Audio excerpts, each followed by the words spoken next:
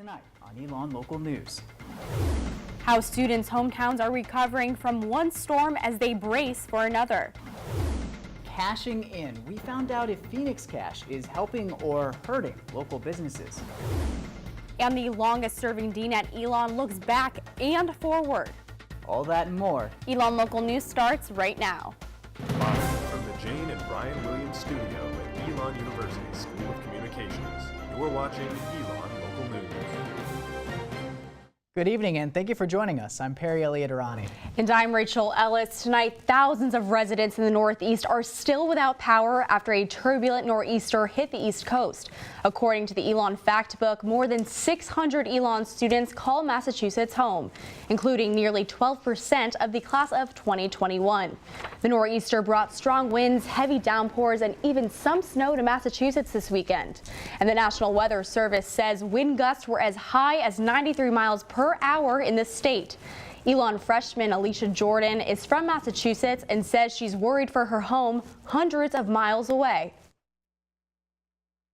So I originally didn't really know it was coming, and I don't think they really did either, but it hit on Friday and my family immediately lost power, and power still has not been restored. Some towns on the northeast coast are still in a wind advisory today and may see winds up to 50 miles per hour. Coastal towns have seen more flooding along with frigid temperatures throughout the day. And another Massachusetts resident and Elon freshman, Katie McKeon, says she's glad she isn't home to experience the effects of the nor'easter. A lot of my friends have been saying that houses are like 40 degrees and they have to wear so many blankets and sweatshirts, and it's just terrible. Another storm is expected to hit the northeast on Wednesday, with up to a foot of snow expected. North Carolina also saw the effects of the nor'easter with flooding along the coast. Here at Elon, at least 30 students were unable to make it to Fellows Weekend because of the weather, according to Vice President for Enrollment Greg Zeiser. More than 700 potential Elon students are being considered for Fellows programs, from business to honors to communications, but only 529 were actually interviewed on campus this weekend. Those who could not attend, about 160 students, had phone interviews either before or during the weekend. And Campus Technology is warning students about a new email hoax sent out to undergraduate students this week. The email claims to offer a job opportunity to help students with disabilities and ask for their names, addresses, and phone numbers. This is known as phishing. University Technology Services sent an email 2 hours later warning students to delete the message. According to Information Security Director Keith Schoenfeld, there are a few things students can look for to tell if an email is legitimate. First, check the address the email is coming from and be wary if it's not an Elon account. Second, watch out for any emails requesting personal information or filled with different links. And finally, check for grammatical errors because this can indicate an email is not legitimate. For more information on email scams, visit elon.edu/technology. One of the final 4 candidates for the School of Communications presented today, Sonia Due, talked about student-centered approach as dean, fundraising for global experiences, and amping up current programs Elon offers. All of these approaches, Due says, will lead Elon to become a well-known name nationally. I believe at the top of the list is to help lead Elon School of Communications to be recognized as one of the top schools of communications in the country. And I believe that's a top priority. Due will be answering questions from students this evening at 6:45 in Elon News Network newsroom. The final dean candidate comes to campus this Thursday. Rochelle Ford will have her public presentation and Q&A at 4:15 in Turner Theater. And there are still 10 open student government positions 2 weeks after the election. Incoming SGA Executive President Kenneth Brown Jr. will fill these vacant spots. He is interviewing both students who lost races and any other interested candidates. I'm going to talk to them about the position, ask them questions about what they feel that they can bring best to the job, how they think they would handle it, their time commitment, stuff like that, and then just go from there. Brown says he hopes to fill open positions by the first week of April. The business fraternity Alpha Kappa Psi is raising money for its philanthropy, the American Foundation for Suicide Prevention, in memory of one of its brothers. Trent Stedler killed himself in 2015. This weekend, the fraternity held a 5K walk and run to remember him. 160 people participated in the event, and current members of the fraternity are hoping these events will raise awareness for suicide prevention throughout the Elon community. Vice President of Alpha Kappa Psi, Monique Hanna, says these events are important because anyone can make a difference here. I think it's always just important to be someone who's ready to listen. People open up at random times and you need to be aware of what people say because what they say can be life-changing. All the money raised from the event will be donated to the American Foundation for Suicide Prevention. If you or anyone you know needs help, call Elon Counseling Services at 336-278-7280. And Phoenix Cash is a popular way to spend money on and off campus. Our Selena Guevara found out what it means for local merchants to accept Phoenix Cash as currency. Not only does on-campus dining take Phoenix Cash, but so do more than 50 local businesses. Elon sophomore Julia Mercurio prefers using a Phoenix card. You don't have to use your own money because your parents put money on for Phoenix Cash. But the convenience doesn't come without a cost. Business owners need to pay more than $500 up front to buy the equipment to process the cards, plus an administrative fee that's around $150 per year. After that, Elon takes a percentage of the profits. Owner of Skids restaurant George Katsotis says he stopped accepting Phoenix Cash after just a year. It's funny because it's the biggest loss that I've had since I've been here. Instead of immediately getting money from Phoenix Cash sales, businesses have to wait for a check every 2 weeks. And as a small business owner, you want your money to be into your personal account every single night. Because once you shut your restaurant down the next day, you have to continue doing business. Owner of Sal's Sandwich Shop, Sal Mazuko, has been taking Phoenix Cash since the program was first announced in 2004. It's still worth it to have the Phoenix Cash because it's an added value for the local businesses. The percentage of students he saw using it? Initially, there was a lot. But more recently, kind of a decrease in it. You need to get in a car to get to the majority of Phoenix Cash locations, but Mazuko says that's the beauty of having it. To get students get off campus. Because Elon is so enclosed and there's everything there. Mazuko plans on keeping the system, while Katsotis doesn't plan on reinvesting anytime soon. Selena Guevara, Elon Local News. And restaurants aren't the only nearby locations that take Phoenix Cash. Local pharmacies, beauty salons, and grocery stores will also accept payment this way. For a list of all 55 vendors who take the currency, you can visit the Phoenix Card Services website. The Elon Community Church had a special guest this past weekend, the Bishop of Raleigh, Louis Raphael Zarama. Zarama led the 6 p.m. Mass at the Elon Community Church. He says it was one of his first times visiting Elon, but that the students made a lasting impression. It was a great participation, and I was able to see joyful faces. It was not sad. They were live there in the faces of these young people. Zarama has been the Bishop of Raleigh for 6 months. And when we come back, we will provide you some tips on how to get an internship this summer. Is it time to put up the winter coats yet? I'll let you know after the break.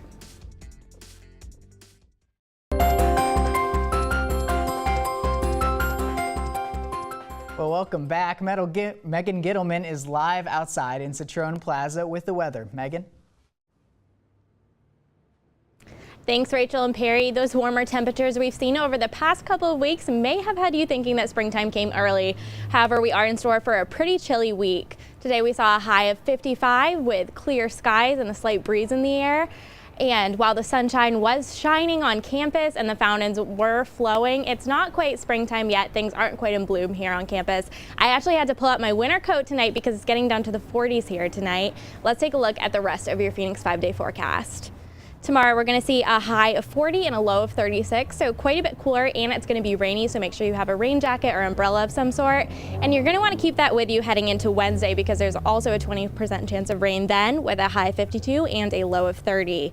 On Thursday, the sun will be back out, luckily, with a high of 48 and a low of 28, and that sunshine is going to continue into Friday to kick off your weekend with a nice start, looking at a high of 50 and a low of 34.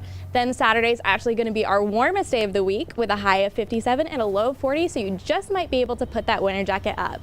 That's your Phoenix 5-day forecast. Live from Strome Plaza, I'm Megan Gittleman. Back to you, Rachel and Perry. Thanks, Megan. Still rainy and kind of chilly. I was really hoping we would see some more sun and some heat this week, after last week especially. I give it 2 weeks. We have spring break in 2 weeks, and I think when we come back, it's going to feel like spring. All right, I'm going to hold you to that. Yes, let's wait and see. Okay. Let's wait and see. I hope you're right, absolutely. But in the meantime, if you're looking for something to do to get out of this chilly weather, here are a few things going on this week at Elon. Happening tonight, Pulitzer Prize winning author Lawrence Wright is speaking about his experiences as an investigative journalist covering complex topics like terrorism and religion. That's at 7:30 p.m. in Whitley Auditorium.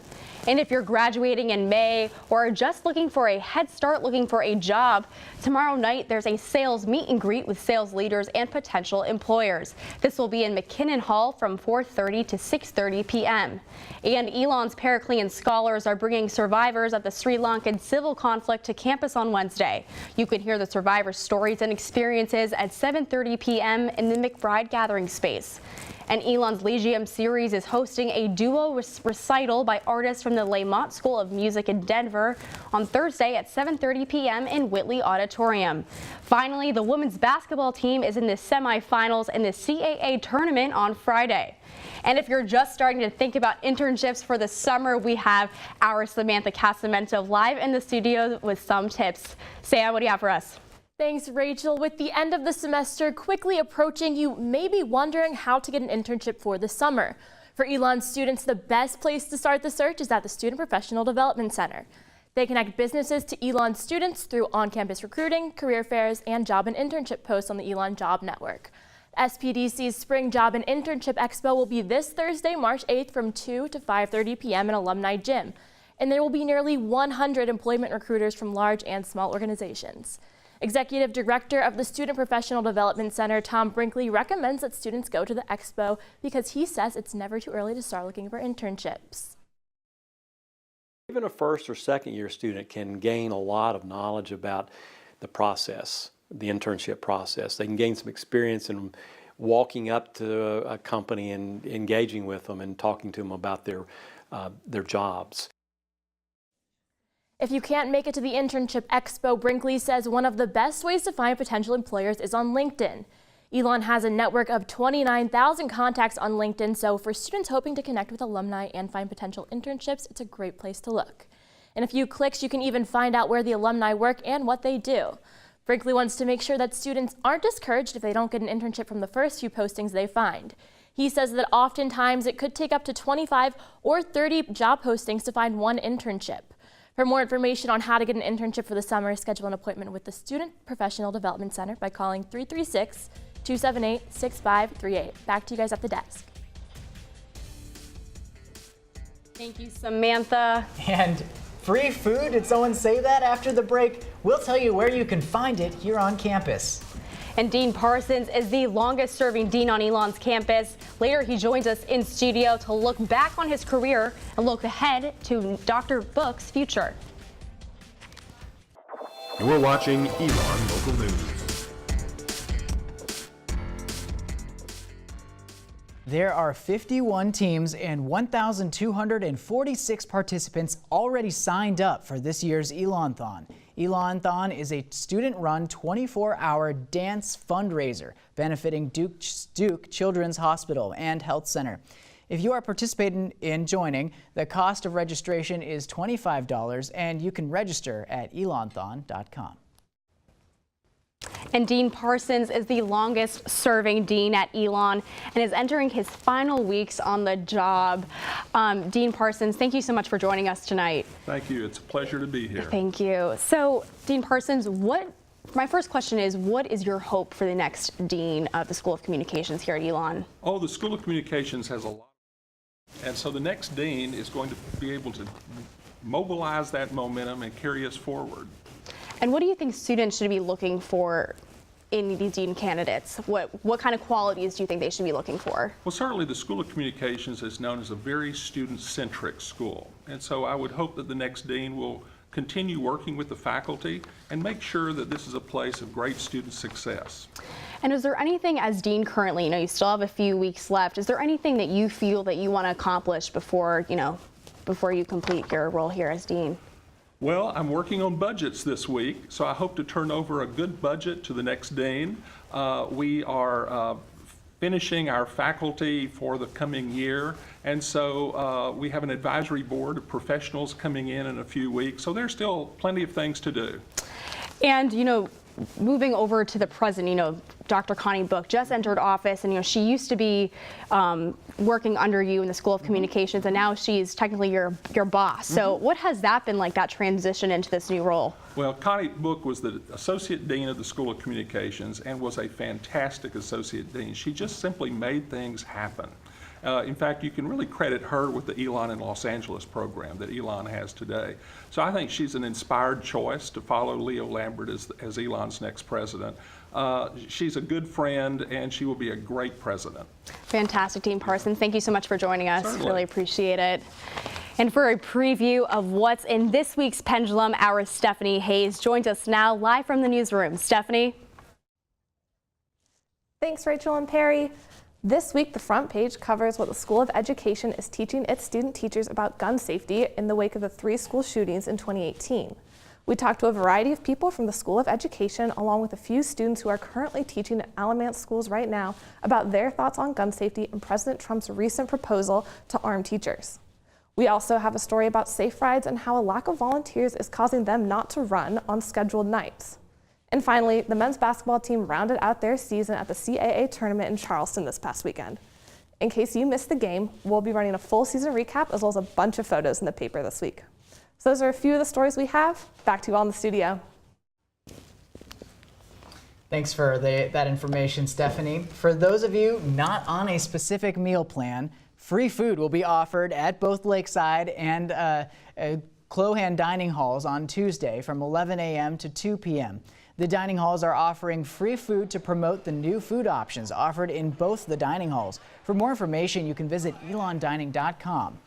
And get ready to celebrate, because Elon Day is 1 week away from tomorrow. That's March 13th. Elon students, faculty, and staff and alumni will all have the chance to celebrate their school spirit by giving back. Over the past 4 years, the community has raised almost $3 million, including more than $1 million last year. The day will start with college coffee in front of Alamance. A prize cab will also be on campus, giving students rides to class from 10:20 to 2 p.m. That was an exciting show. That's sweet. There will be a photo booth on Speaker's Corner from 11 a.m. to 2 p.m. And the day finally ends with a senior toast for the class of 2018 at 8 p.m. in McKinnon Hall. Is it March already? You know what that means. March Madness has arrived. We have a team that just might make a run. We've got sports coming up. On local news.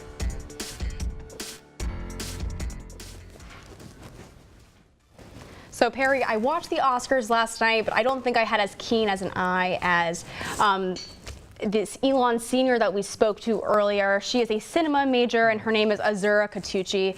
And she said she was disappointed that Hollywood did not walk the talk last night on the 90th annual Oscars award ceremony. And after a year of political and social movements in the entertainment industry, such as the #MeToo movement. Katucci says these movements, were negated when Kobe Bryant, who was accused of sexual assault by a 19-year-old girl in 2003, and Gary Oldman, whose ex-wife accused him of sexual assault in 2001, left the evening with an Oscar win. Both men denied these allegations. The fact that these men are still winning awards over other talents that haven't been accused of doing horrible things didn't really sit well with me. According to the Associated Press, viewership for the Academy Awards decreased by 20% from last year to a record low of 26.5 million viewers. So I don't know. Did you get a chance to catch the Oscars? You said you did. I did. But like I said, I don't have the entertainment media background, but I was watching. I was looking at the dresses. It made me inspired to see some more movies. So it was an exciting time. Absolutely. Well, it's an exciting time in sports too. We've got Miles here in the studio to tell us all about the things we can expect this month. Maybe even something Elon coming our way. Oh, absolutely. It is very exciting, and especially if you're from North Carolina, you're well aware that we're in the midst of March Madness. Unfortunately, our men couldn't quite get it done this weekend in Charleston for the CAA tournament, but junior Tyler Sebring said there are still things to learn in defeat. Adversity is striking now, and we need to use that to get better, and that's what we have to do at the end of the day. We need to remember this and try to use it to be better. But basketball isn't over yet for the Phoenix. The women, aka the defending CAA champions, will be traveling to Philadelphia Thursday to defend their title. Charlotte Smith's squad will be playing for a second straight bid to the NCAA tournament. Elon will be coming in red hot after winning its final 10 games in a row, including the final game in Alumni Gym. Meanwhile, on the diamond, the baseball team took care of business this weekend, winning 2 games of a 3-game series against Georgia Southern. For updates throughout this weekend's CAA tournament in Philly, follow our Twitter handle at SportsENN.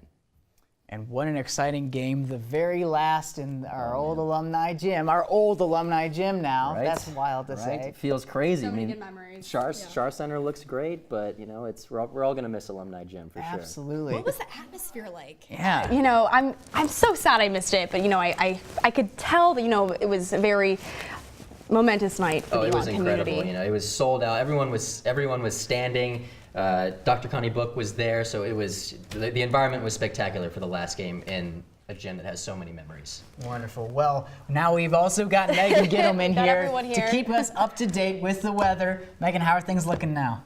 Well, it was a little bit cool today. We are going to see some rain in the middle of the week, but luckily by the weekend it should be clearing on up with sunny skies. Hopefully you'll be able to put away the winter jackets pretty soon. And into the weekend, what can we expect? Clear skies, that rain's going to go on away, and we're going to see around in the 50s. Exciting. A I great hope Saturday. you're right. Well, that's all the news we have for you today. Thank you for joining us. And for all the news, when we're not on air, be sure to check out our website, elonnewsnetwork.com. And be sure to follow us on Facebook, like us on Twitter, Snapchat, you know, all the social media right here at Elon News Network. Have a great night, Elon.